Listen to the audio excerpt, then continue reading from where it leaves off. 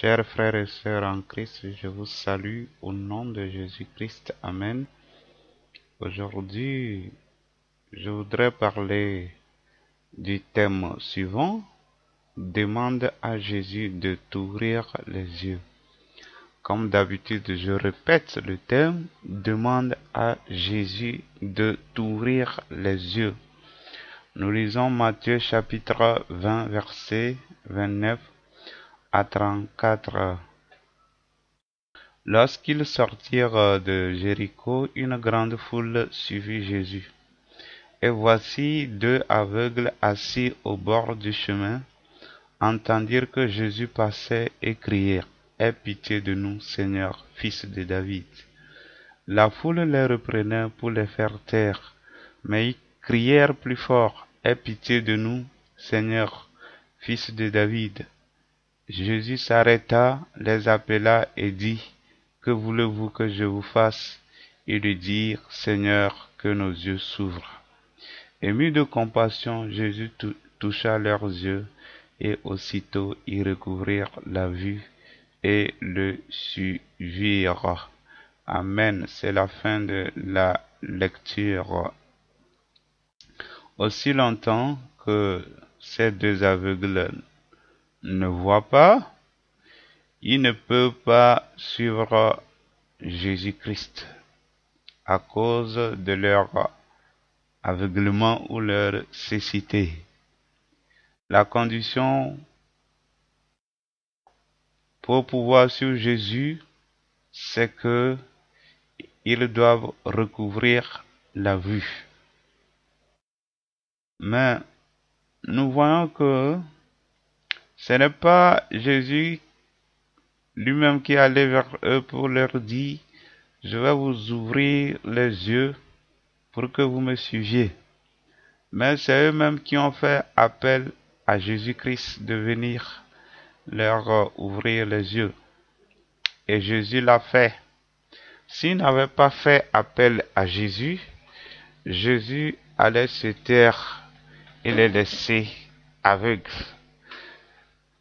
Donc, le Seigneur veut nous faire savoir par là que il y a beaucoup de choses dans nos vies, il y a beaucoup de manquements et nous devons nous-mêmes crier à Jésus, nous devons crier pour qu'il puisse intervenir dans notre situation. Et je voulais vous faire comprendre qu'il existe une correspondance spirituelle de l'aveuglement physique. J'espère que je me fais comprendre.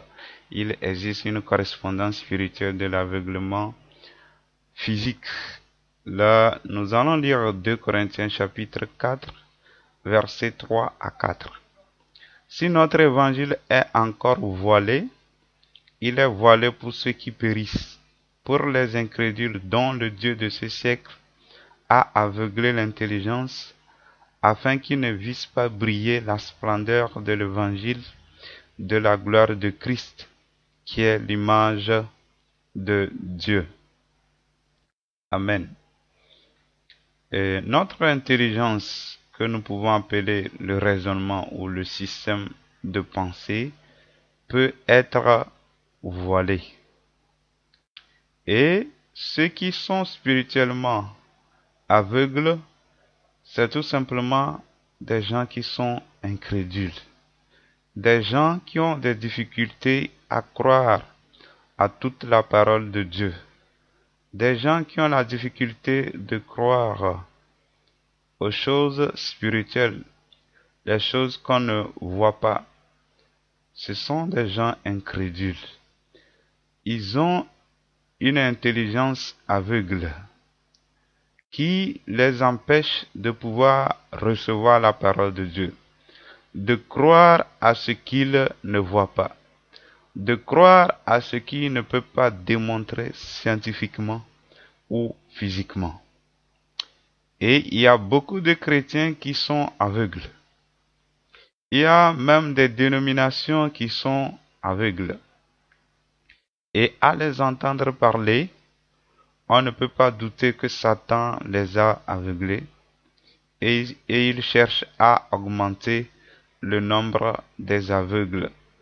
C'est-à-dire que il utilise tous les moyens pour pouvoir répandre leurs fausses doctrines, qui sont certes d'origine diabolique, pour pouvoir mettre les gens dans l'aveuglement comme eux-mêmes. Comme Jésus-Christ l'a dit qu'un aveugle peut-il conduire un aveugle, ils tomberont tous deux dans la fosse. C'est malheureux et scandaleux. Et le diable veut vraiment remplir son panier, il veut remplir son royaume. Et il cherche plus de fidèles parmi ceux qui invoquent le nom de Dieu. Et penser que Dieu ne peut pas faire certains miracles ou Dieu ne fait plus de miracles, c'est être aveugle. Ainsi, je vais lire 1 Corinthiens chapitre 2, verset 14. Mais l'homme animal ne reçoit pas les choses de l'Esprit de Dieu, car elles sont une folie pour lui, et il ne peut les connaître parce que c'est spirituellement qu'on en juge.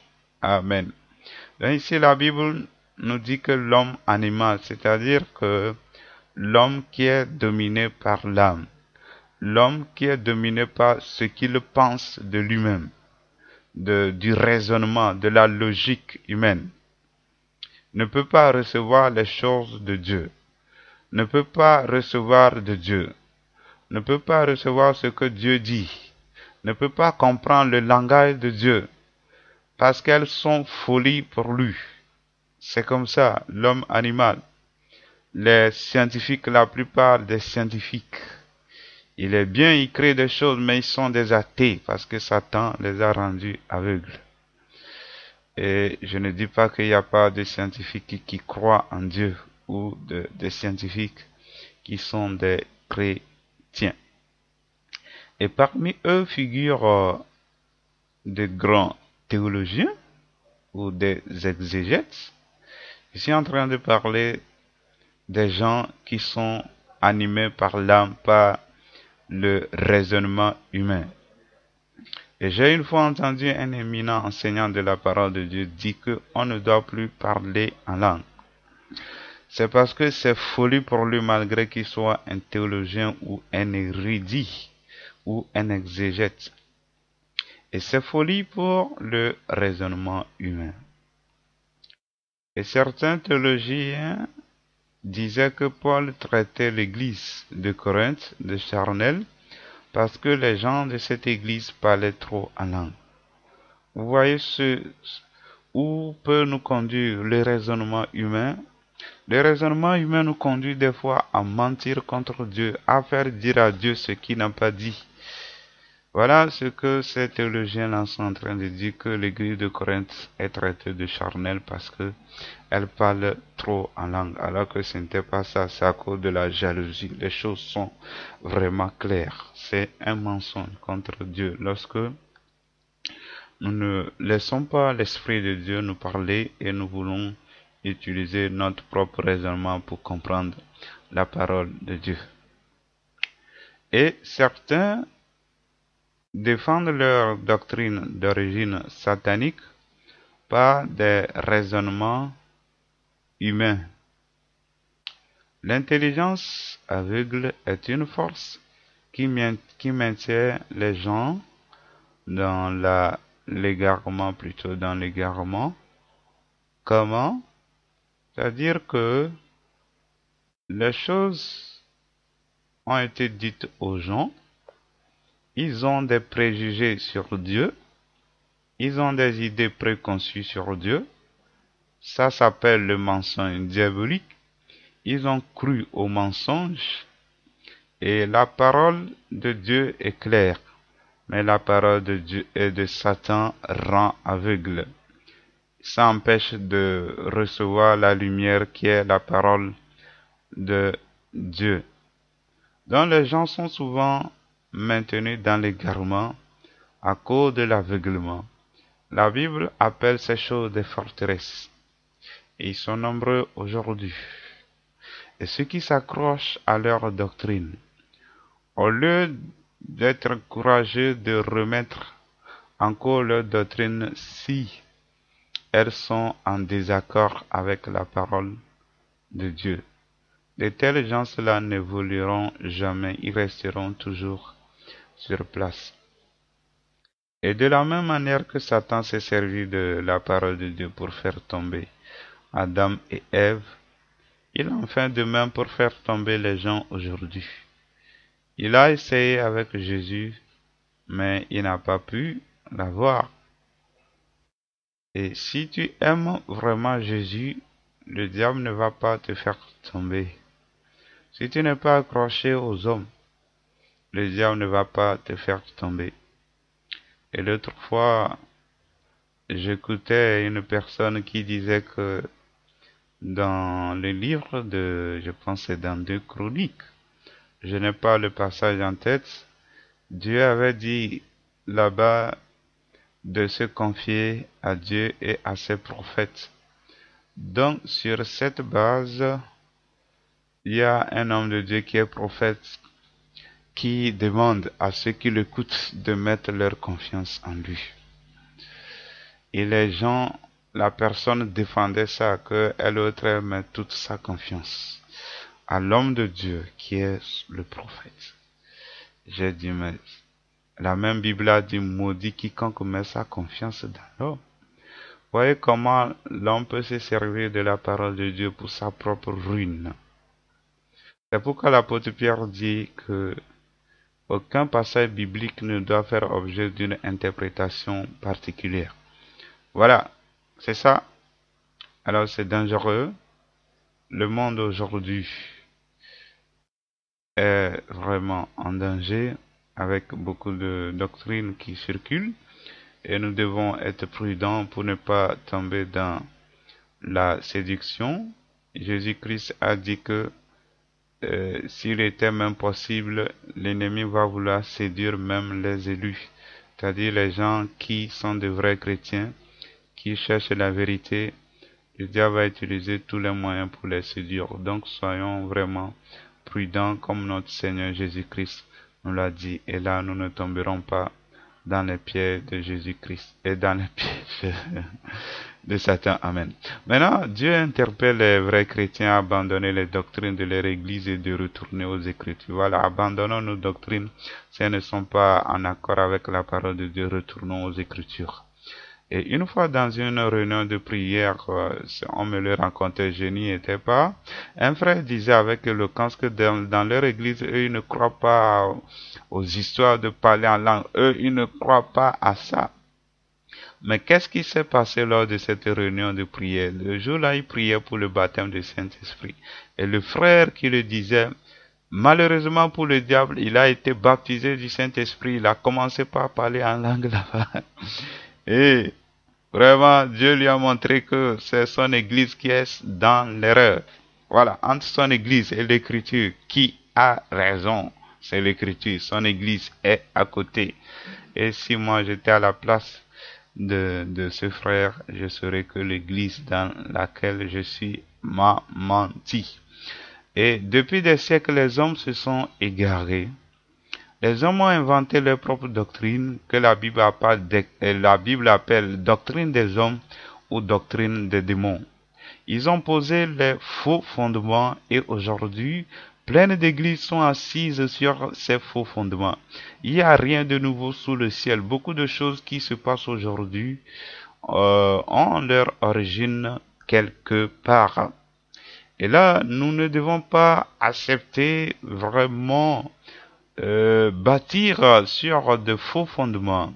La Bible dit que les fondements de l'Église ont été posés par les apôtres et les prophètes. Et nous devons bâtir sur le fondement des apôtres et les prophètes.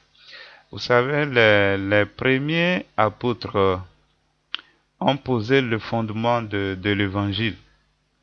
Vous voyez, je ne sais pas comment l'expliquer, c'est-à-dire ils ont dit des choses et après eux, quand je parle des premiers apôtres, les 12 et puis Paul, je pense, donc eux ils sont des apôtres qui ont posé des fondements bibliques que je peux appeler scripturels, c'est-à-dire les fondements de l'écriture que nous appelons la Bible.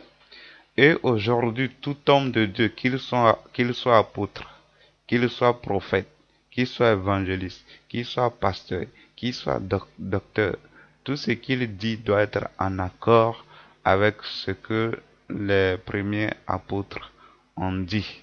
Donc c'est comme il y a des niveaux de fondement.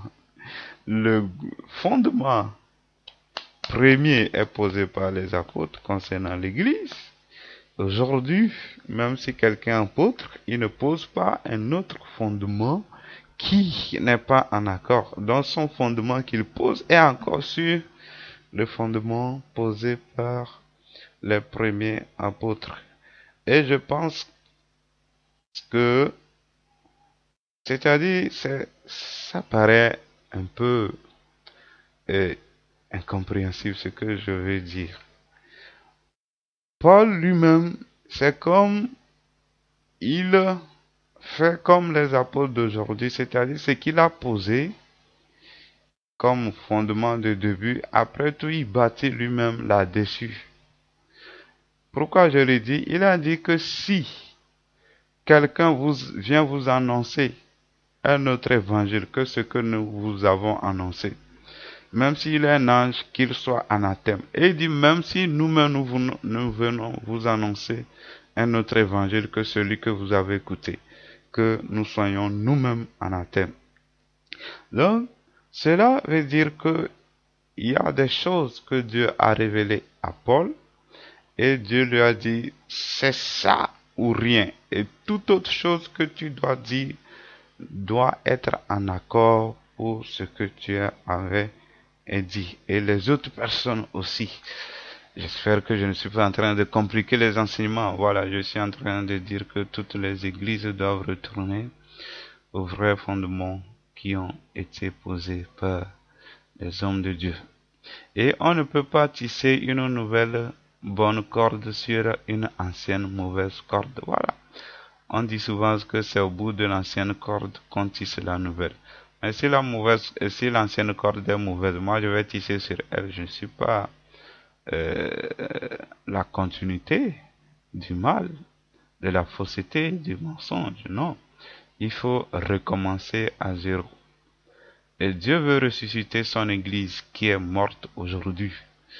Beaucoup de gens y sont réunis et puis Dieu n'est même plus dans l'Église. Vous pouvez avoir une Église de 1000 membres et Dieu est absent. Si Dieu est absent, Satan est présent. C'est comme ça. Et puis, quand il y a du désordre dans l'Église et Dieu ne fait plus rien, il faut savoir que Dieu est absent dans l'église. C'est pourquoi il n'y a rien, il y a du désordre. Les gens ils mentent, font n'importe quoi dans l'église. Et Dieu ne juge pas, Dieu n'intervient pas. Ça veut dire que l'église est morte complètement. Elle doit être ressuscitée au nom de Jésus-Christ. Amen. Heureux ceux qui vont faire partie de cette armée de Christ. Et Dieu veut faire toutes choses plutôt nouvelles. Amen. Donc, il est temps qu'une armée de Dieu s'élève pour retourner aux Écritures. Amen. Nous lisons aussi 1 Corinthiens 1 verset 23. Nous prêchons Christ crucifié, scandale pour les Juifs et folie pour les païens. Je vais donner une parenthèse par rapport à ce que je viens de lire. Hein.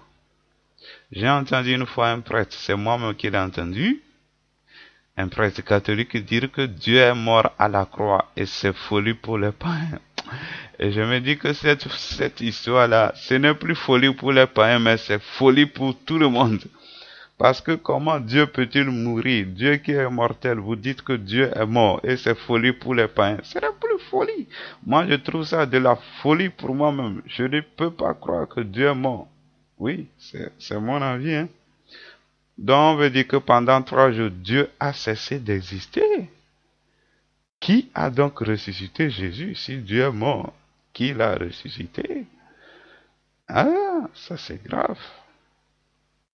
Et Convenez-vous avec moi que Jésus ne pouvait pas mourir s'il n'a pas pris le corps humain. C'est impossible à Dieu de mourir s'il ne devient pas un être humain. C'est le Fils qui a pris le corps humain, c'est pourquoi il devait passer par la mort. C'est son corps humain qui a été crucifié. C'est ça nous devons comprendre. C'est un corps humain qui est mort, ce n'est pas Dieu. Oh, c'est un corps humain, le corps que Jésus a pris. C'est ça qui est mort, ce n'est pas Dieu. Et Jésus lui-même a dit que l'homme ne peut tuer que la chair. On ne peut pas tuer Dieu, on peut tuer une chair humaine. Voilà.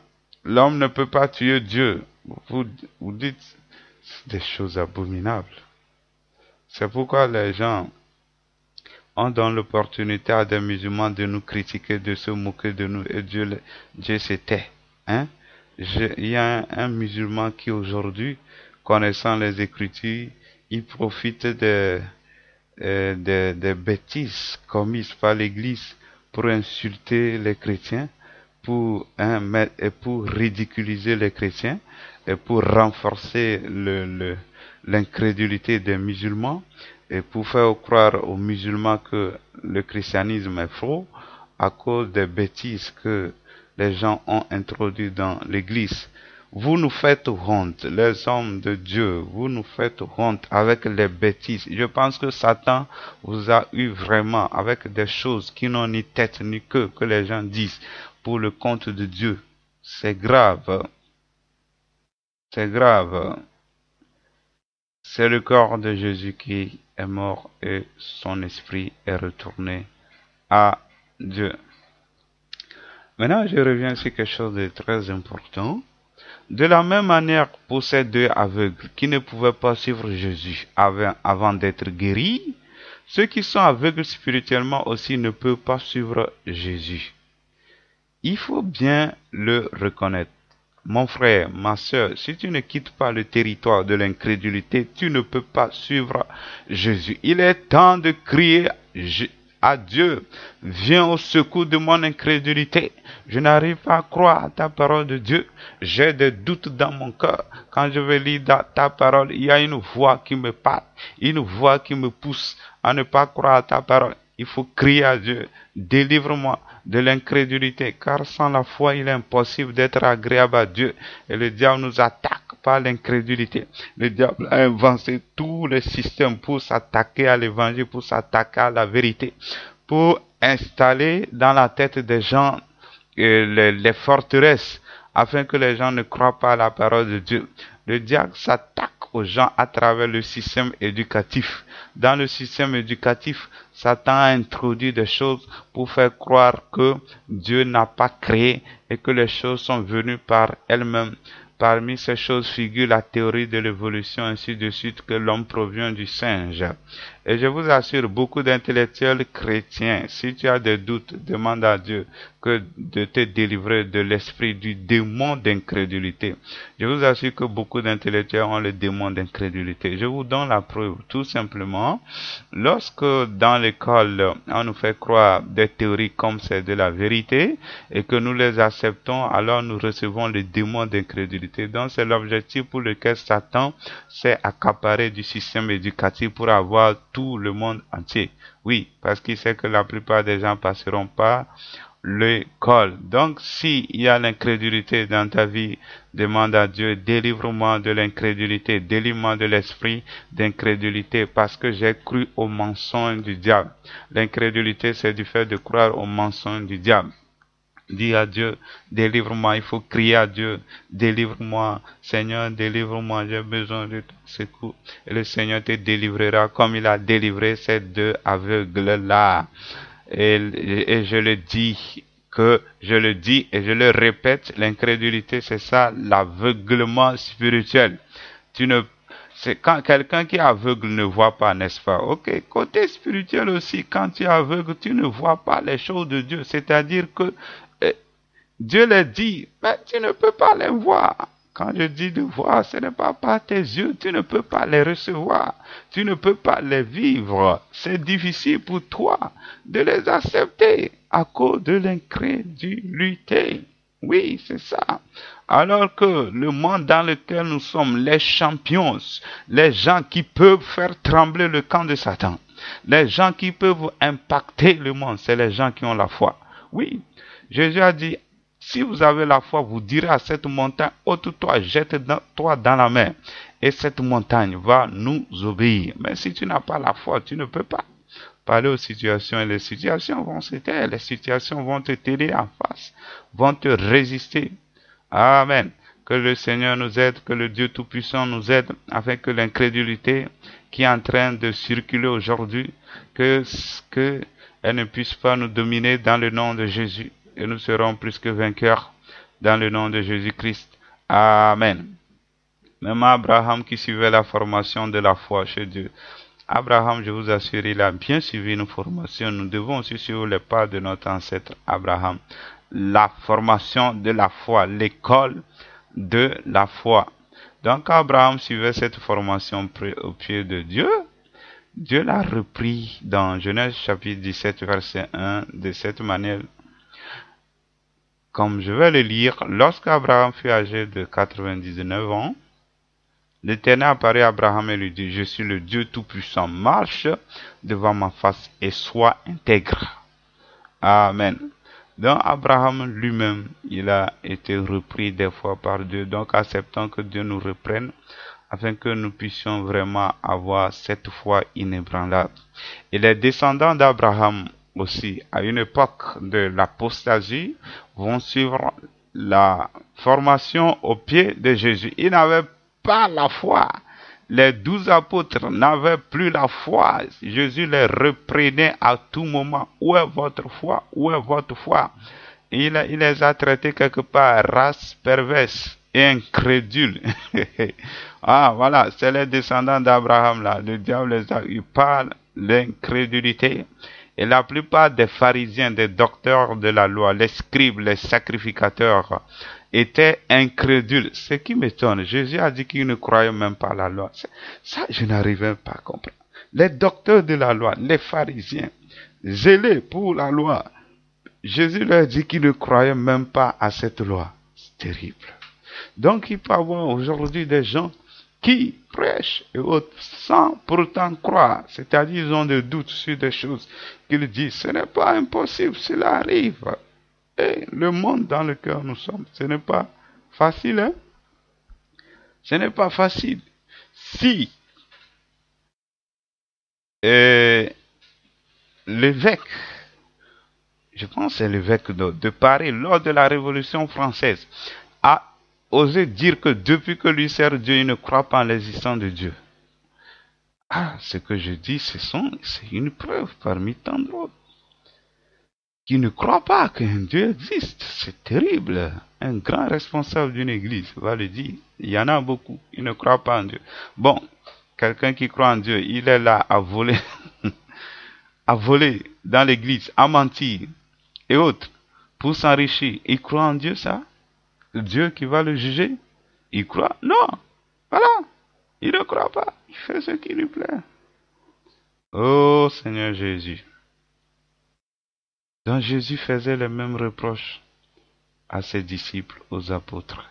Et le Seigneur Jésus t'interpelle aussi, toi mon frère, toi ma sœur, d'avoir la foi, sinon tu ne peux pas faire la marche avec Jésus-Christ. Voilà. Donc il faut que tes yeux s'ouvrent, il faut que tu aies la foi afin de marcher avec Jésus-Christ. La marche avec Jésus-Christ est une marche de la foi. Tu n'as pas besoin de voir les choses, tu crois seulement, comme Jésus l'a dit, que heureux celui qui a cru sans avoir vu. Nous marchons par la foi et non par la vue. Nous marchons par la foi et non par la vue. Nous marchons par la foi et non par la vue. Il faut confesser sur ta vie. Je marche par la foi et non par la vue. Je marche par la foi et non par la vue. Je n'ai pas besoin de voir avant de croire. C'est ça, il faut croire tout simplement. Rien n'est impossible à Dieu. Dieu est le seul capable de défier toutes les situations qui semblent contraires à ce que lui veut faire. Que le nom du Seigneur soit loué. Soyez bénis pour l'écoute de la parole de Dieu et que sa grâce surabonde dans vos vies, dans le nom de Jésus-Christ. Amen.